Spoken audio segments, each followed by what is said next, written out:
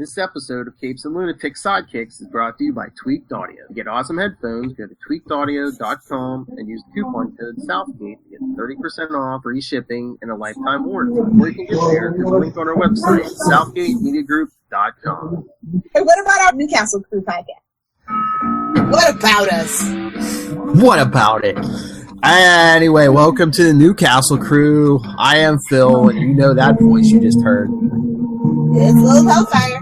But time must be falling apart around us because we got a special guest tonight. It's Charlie, the Professor Esser. And hey, have you ever noticed that Kaa from Jungle Book actually sounds exactly like Winnie the Pooh? Oh, bother. Oh, bother. But he's evil. He eats little boys. Well, Winnie the Pooh is evil, too, so that's a whole thing. Well, he also eats the dreams of little boys, so yes. Wait, those are heffalumps, actually, that do that, right? Heffalumps? I don't. Straight back on the track. We will talk of many things. Winnie the Pooh and Tyler Patrick, too. Anyway. Well, hey, it's appropriate for this episode because the universe is breaking. But we still got a shout out to the crossover, the Elseworlds crossover, because they're like, you've missed Gideon, you've missed calls from Barry Allen, Oliver Queen, and Cara Zor-El. Oh, it must be that time of year again. And then I bet you they switched costumes. Not for nothing. They say this isn't part of the crossover. This is the reason for the crossover and the eventual reason for Crisis on Infinite Earths.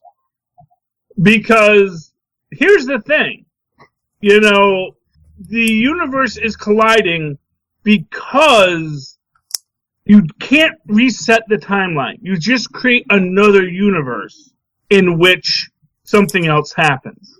And so when they go back and fix the timeline, they don't actually fix it. They just get themselves back to a timeline that is familiar. They never actually correct the problem because the problem has been caused. Like the discussion Jay Garrick had with Barry Allen. It's like after Flashpoint, it's like you can't. The timeline's like a coffee cup. You can't break it and then glue all the pieces back together. You're going to be, no matter how well you do there's going to be tiny cracks and tiny pieces missing. Yeah. But more to the point is that other universe continues on.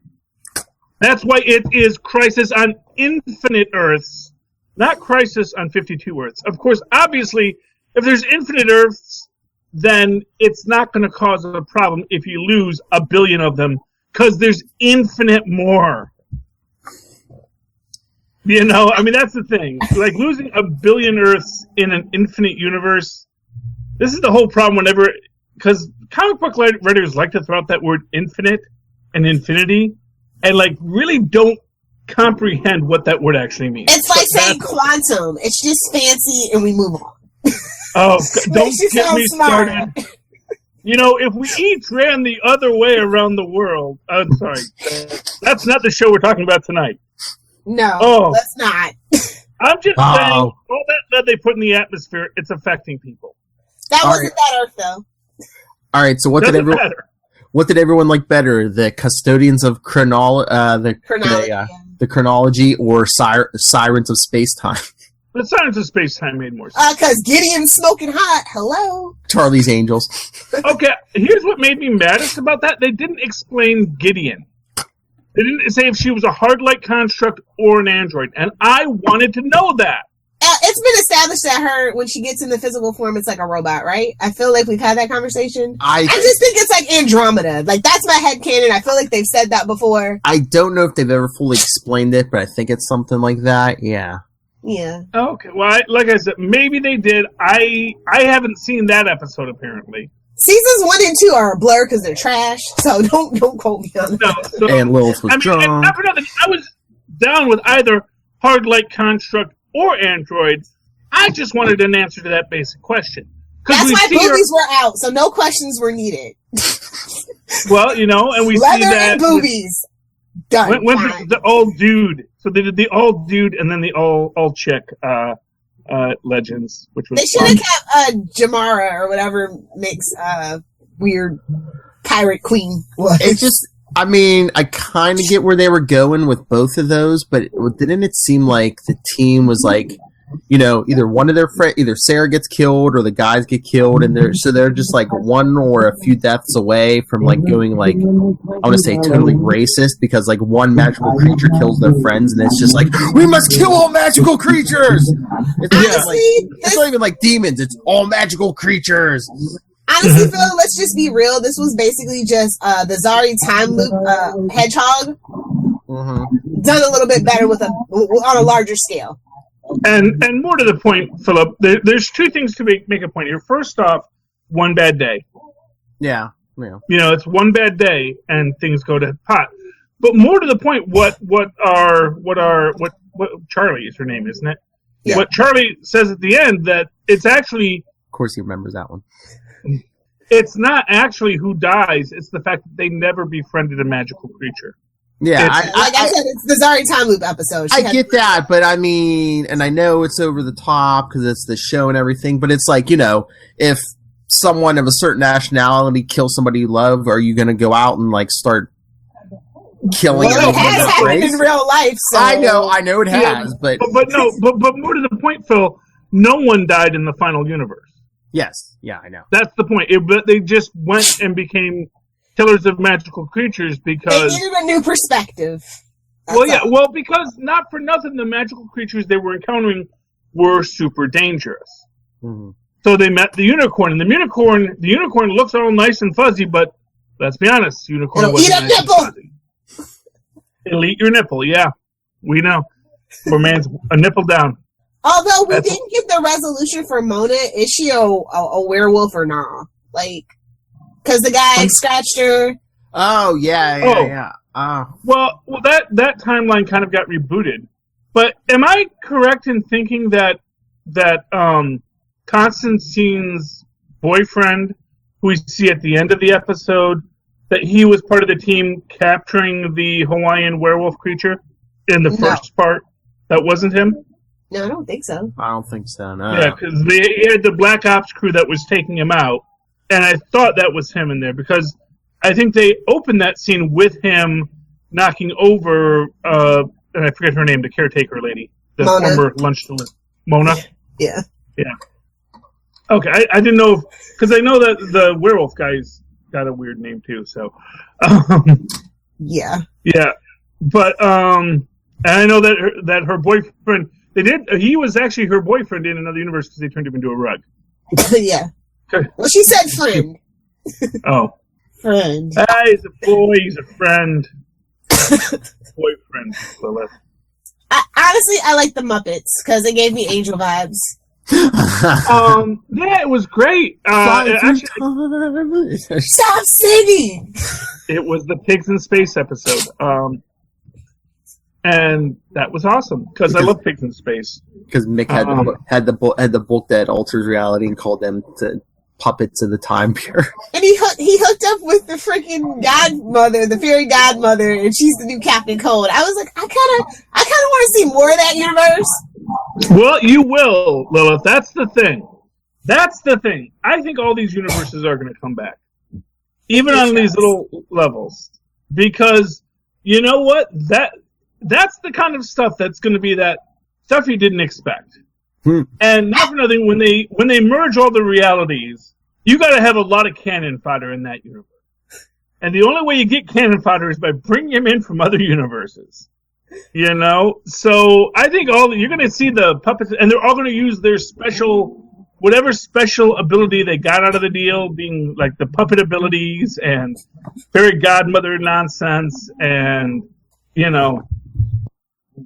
freaking hard light construct robot things.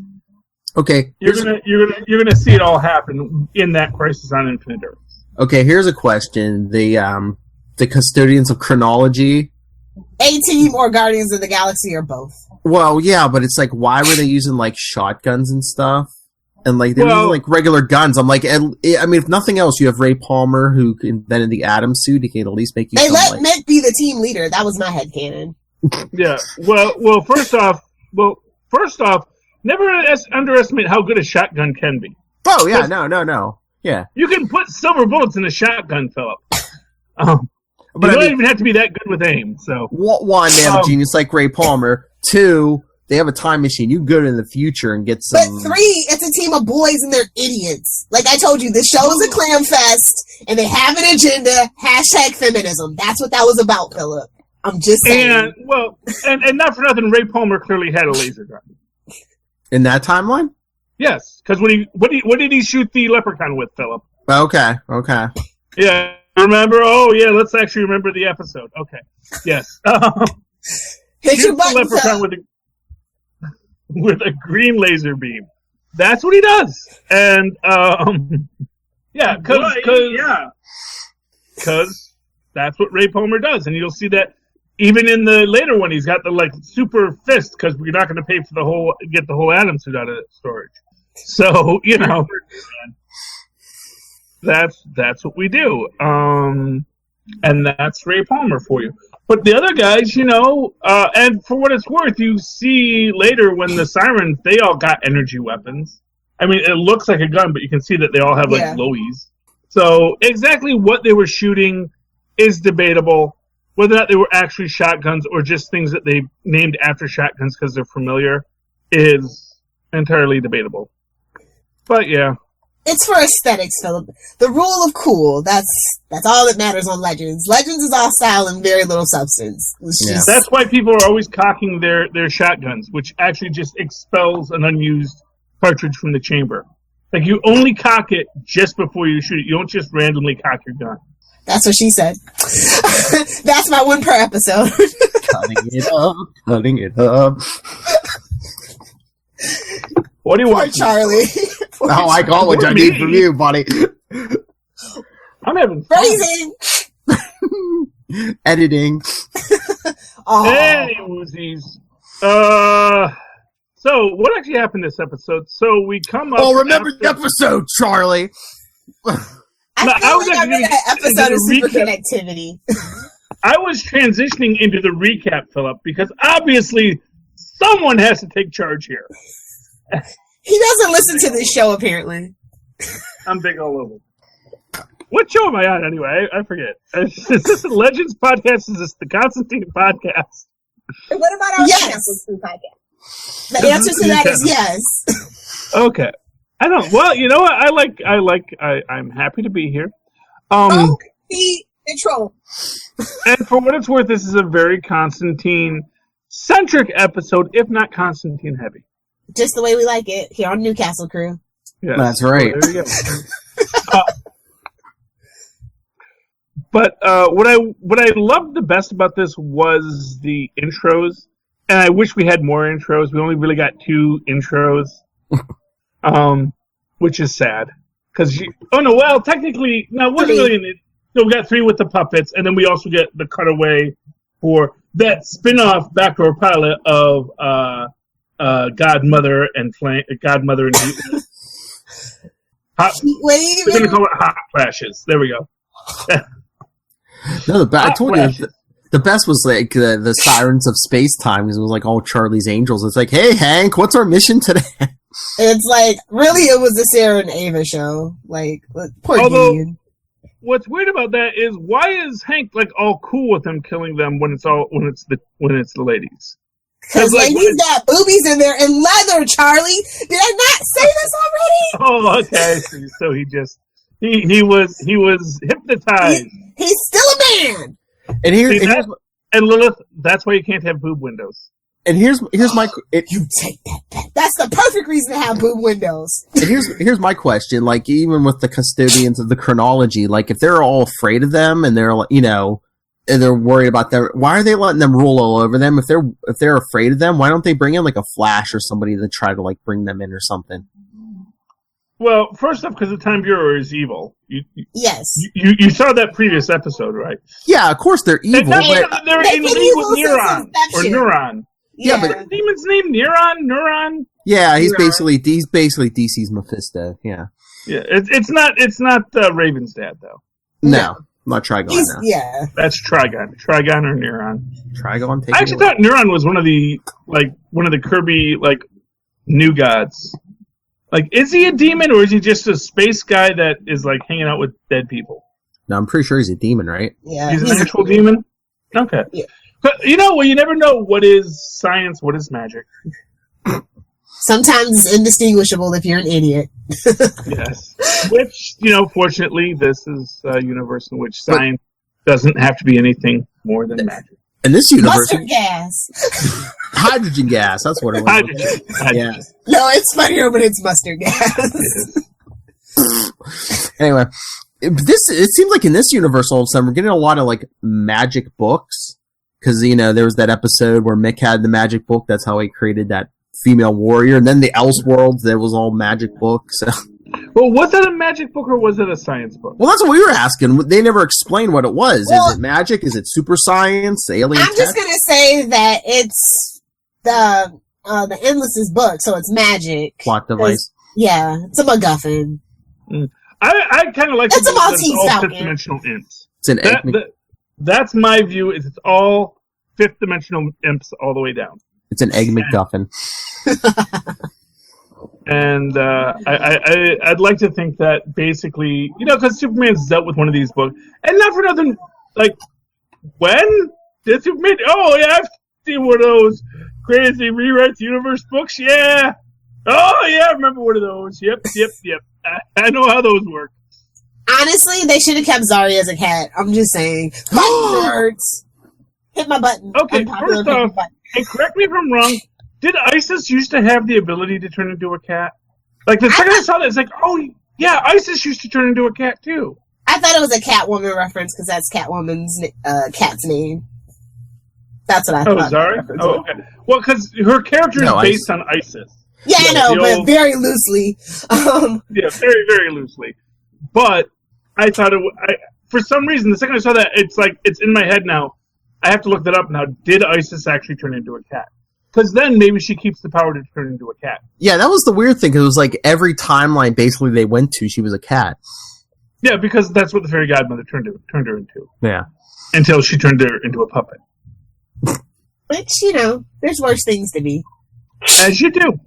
Although what was weird about that was, why was Zarya the only one who didn't have a puppet persona as a puppet? Yeah, because they were all like in their superhero costumes. Yeah. Well, no, but not only that, but they were also just like, today we're going to sing this song and do this thing. But Zarya was the only one to like, she was on the ship? Yeah, because she was coming back and forth with them from timeline to timeline, maybe. She wasn't like... Okay. Yeah, I guess so. It's Legends, like I said. It's all substance. It's all style and very little substance. So you just got to roll with it. All Flash, yes. I can go along with it. So, yeah. So we're going to get some demon fighting when they come back in April. April? Yeah, they're taking a long break, my friend. Okay. Well, not for nothing. I think they're having fun. But, I mean, Gotham will be there to fill the gap for that 3 months. What show was that, Philip? Okay, Rob Southgate. Okay, Danielle.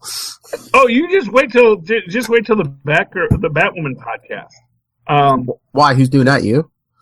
I don't know. Sure, why not? I just assumed you because it's gonna be bat centric, and so they're gonna. You can discuss it on that Nightwing. Oh yeah. You have. Hey, what about that? You know what actually struck me? Do you know what is the best part about having a Batwoman series? Is you can actually have a Batgirl character and not have it be diminutive, because when she gets her teen sidekick, who of course at first she's going to say, "Oh, I don't want a teen sidekick," it's going to be like, "No, come on, you'll be Batwoman, I'll be Batgirl," and so there we get a Batgirl, and it's not inherently diminutive. I think she's off limits because of the movie. I don't know. Anyway, but like I said, I think that this is starting up the Crisis on Infinite Earths because I think this is where we're getting these Infinite Earths from. Is that at a certain point in time, all these humans started mass-producing universes. It's like normally universes sort of got created on a normal schedule, and they sort of branched out, and they were stable.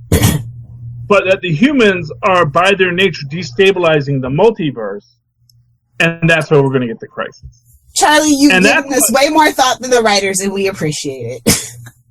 Well, no, because here's the thing: they're Thanosing the Monitor to make him the villain. It's like, oh, I'm testing you to make you stronger. But then it's going to be like the Anti-Monitor is going to be in it when he comes in, and it's going to be like, we're not even talking about the show we're talking about here today. But when he comes in, it's going to be like, oh no, I have to stop you guys because you're really destroying everything, because you guys are dangerous because you're time traveling all the freaking time.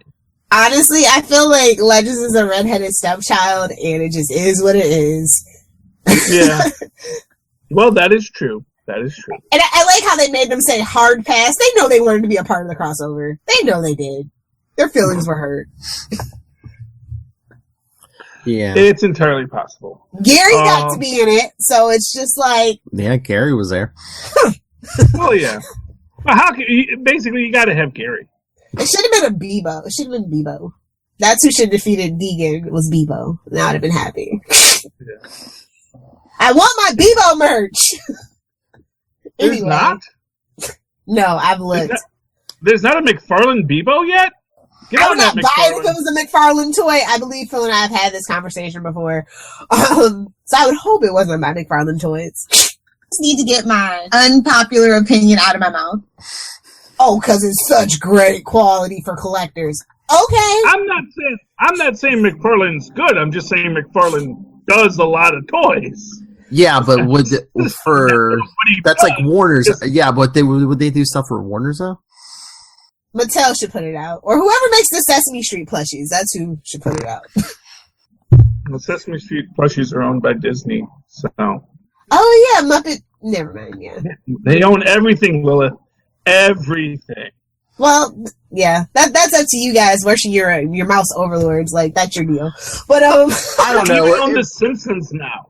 If there was some loving male out there who wanted to please Lilith Hellfire, I would say a custom Bebo for Christmas would probably go a long way. But I don't know who I'm talking about. That's just this imaginary figure. Yeah, granted, he's not allowed to listen to the podcast. Yeah, because Mark Harmon can get it. Among many other things, yes. Yes. I'm very direct about my presents because I'm very hard to buy for, so.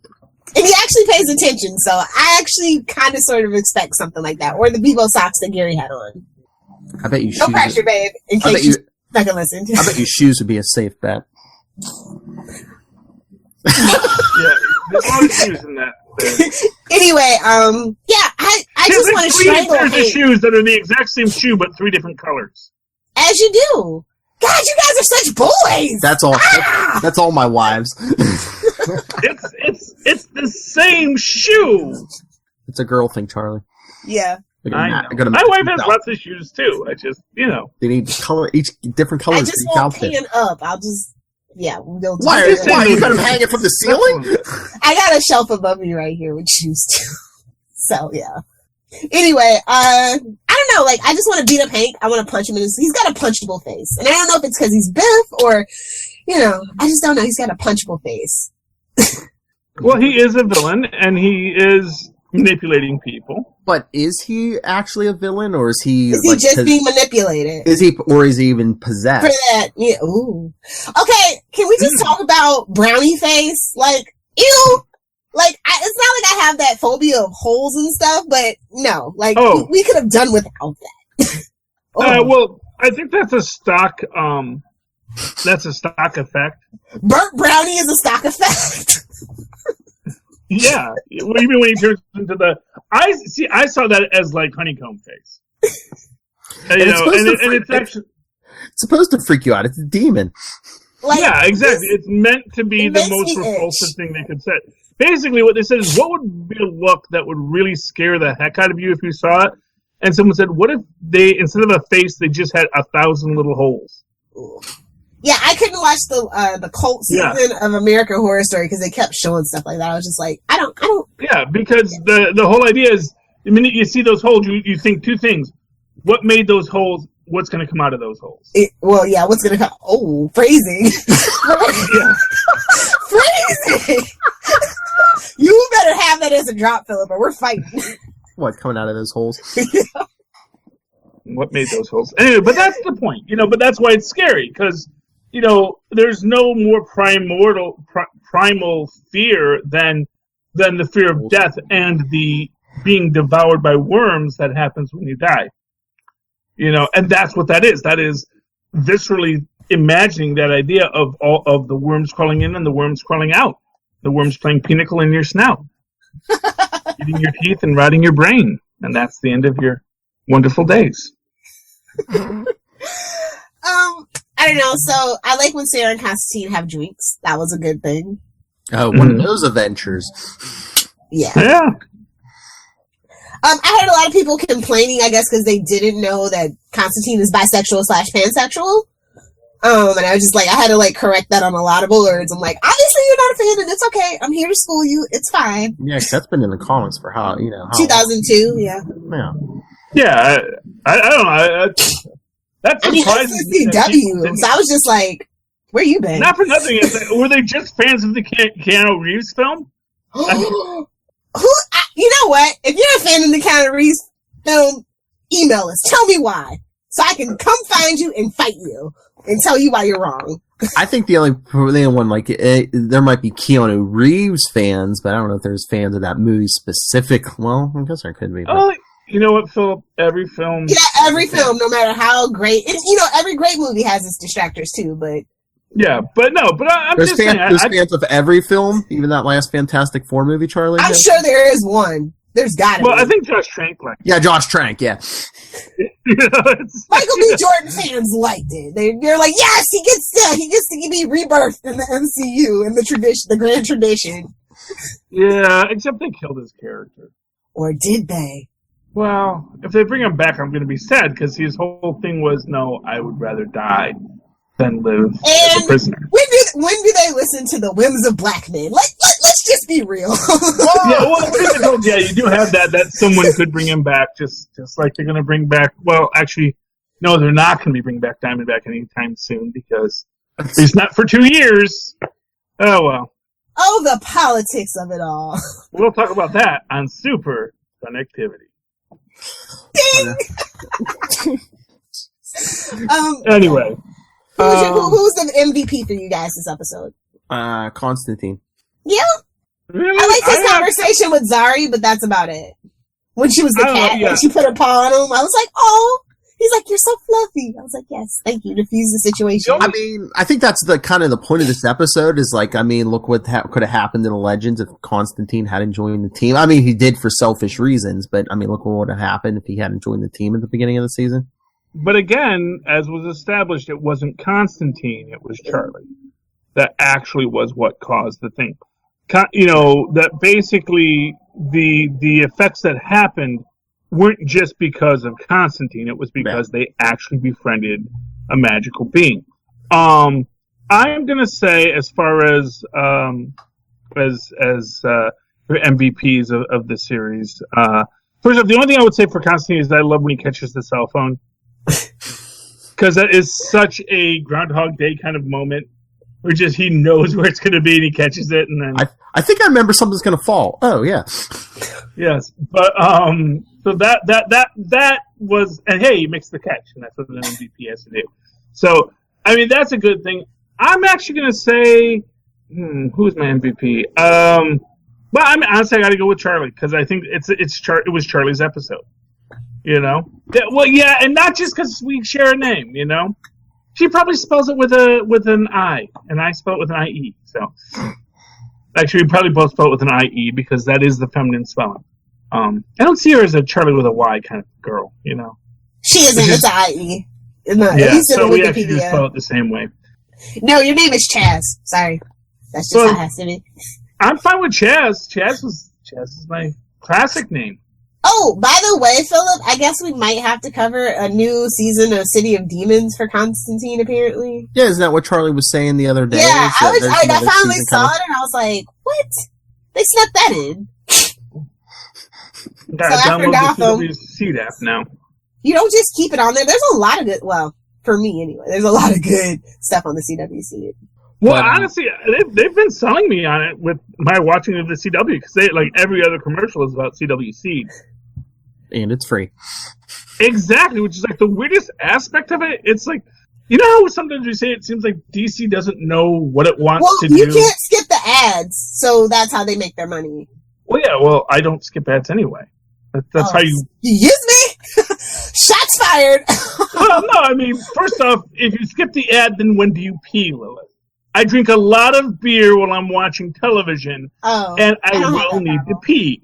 Okay, so let's do the math. Why do you think that bucket is sitting right next to Little Hellfire? No bucket. Never. I don't have that problem. It's like, I'll hold it till I'm done. If I'm binging. My body knows. You're going to have to wait 6 to 8 hours, okay? Well, to be fair, Lilith was blessed to not be born with a prostate, so.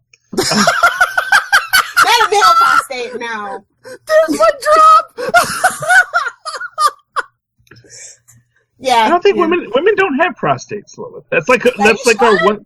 Yeah, actually, I'm 99.9% sure women do not have prostates. Okay. Welcome to Anatomy 101 with Professor Esser. With the patron saint of advertisement, Charlie Esser.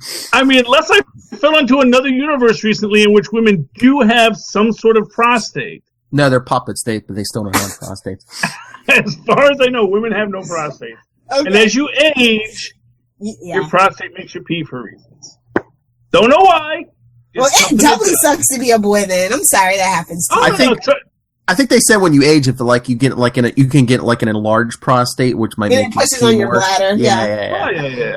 The point is, Lilith, is that basically it's great being a dude for like the first 40 years, and it just drops off precipitously right after that. It's like women kind of have it lousy, but it's like the same level of lousy their whole life, and like men, it's like awesome, and then awful. The enlarged prostate is like our hot flashes, our menopause. Thank you. Ooh, okay. Anyway. Moving right along. All right.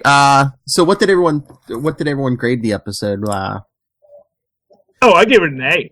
From the fourth wall breaks to the self-awareness to the freaking intro scenes. The intro scenes just made this. And the fact that they were all like these weird 80s throwbacks. Yes. Granted, like Charlie's Angels is a 70s throwback, but they did it, and that was actually more of a 90s throwback. So it was kind of like the reboot. Yeah. It was maybe the aughts. When did the movies come out? 99, I think. 99, yeah. So it was like that. Yeah, it had Matt LeBlanc in it, so it couldn't have been too late. Because Friends ended in 2000, so yeah. Yeah, that was him trying to be a movie star.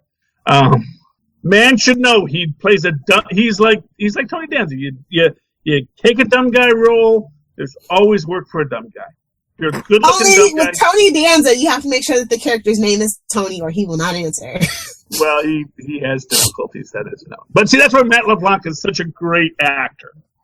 That show he did on Showtime where he's that's a good one. Where he's actually playing Matt LeBlanc. He's Matt LeBlanc as Matt LeBlanc, which is very being John Malkovich. Yes. Anyway.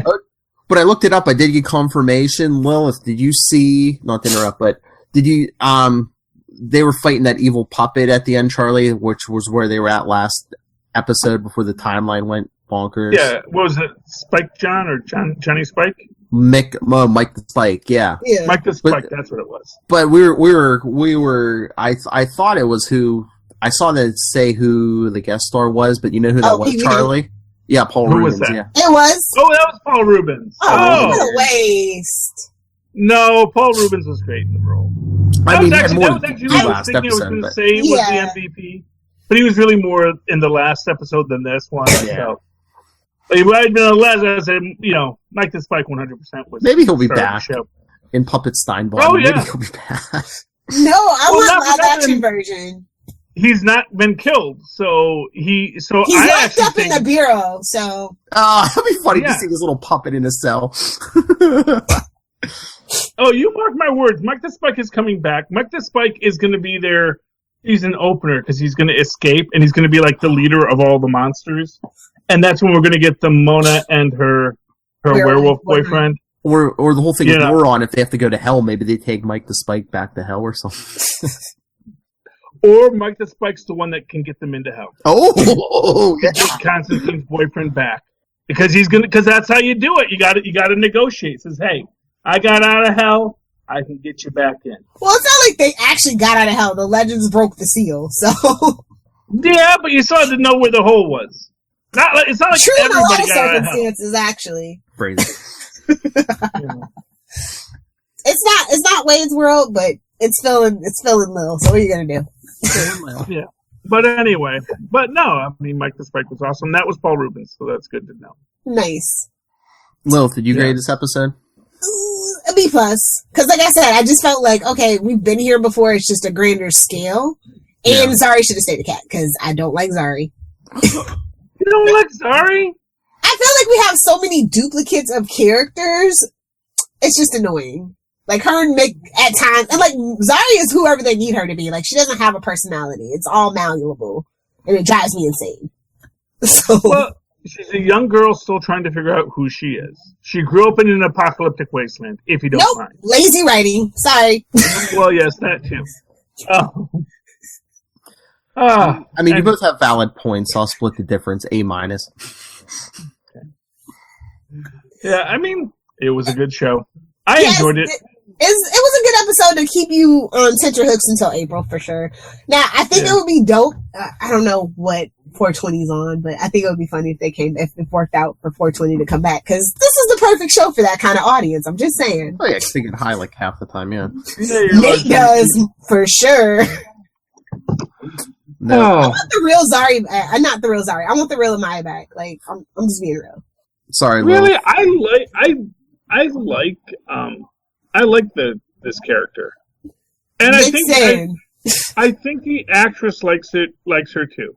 Well, yeah, she can use a real accent. That's always nice. Well, she can do any kind of accent. She can do different things. You know what it reminds me of? It's not quite the same, but remember the Janet episode of The Good Place, where that actress basically became every other actor in the show.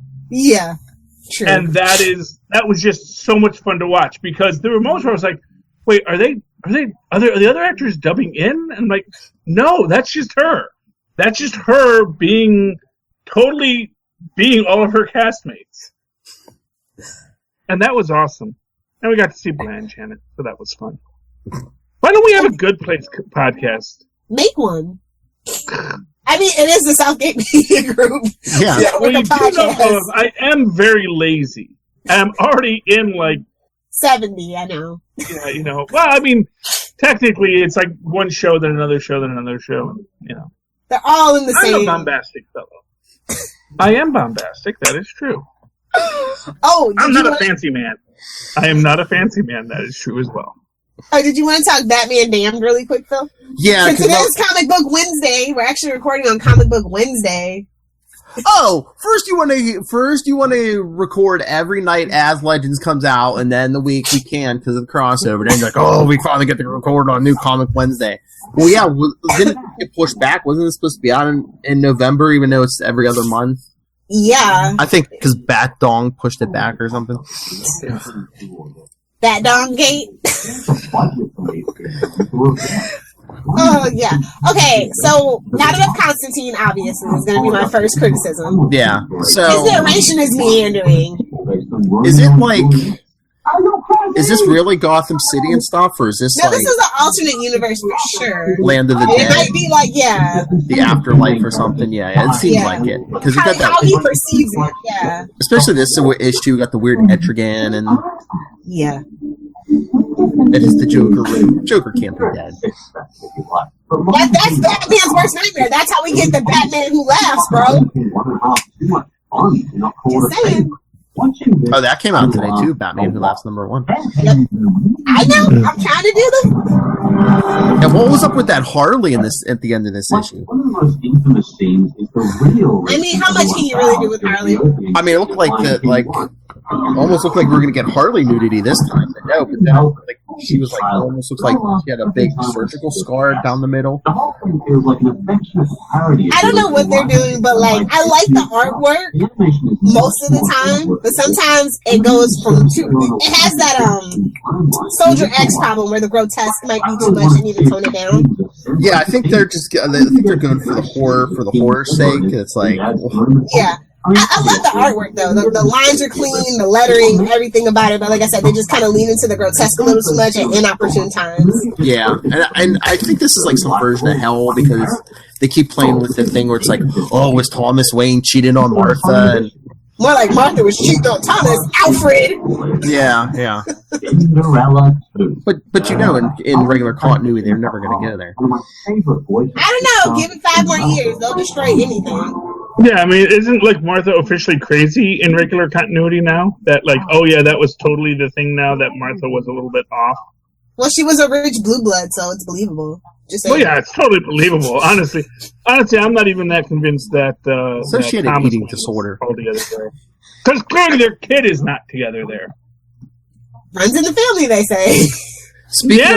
Speaking of the Waynes, I won't spoil it, but Lilith, go read Detective 994. It's like the first issue of that arc leading into 1000 by Tomasi.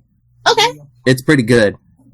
I've been catching up on Archie and Black Mask and a couple other companies, but I guess I can make time since it's like the 1000. And it's like a murder mystery. The first half of the issue is Batman being a detective, so imagine that. Yeah, so you get detective, Batman, and then you get action at the end of it. So yeah, it's good.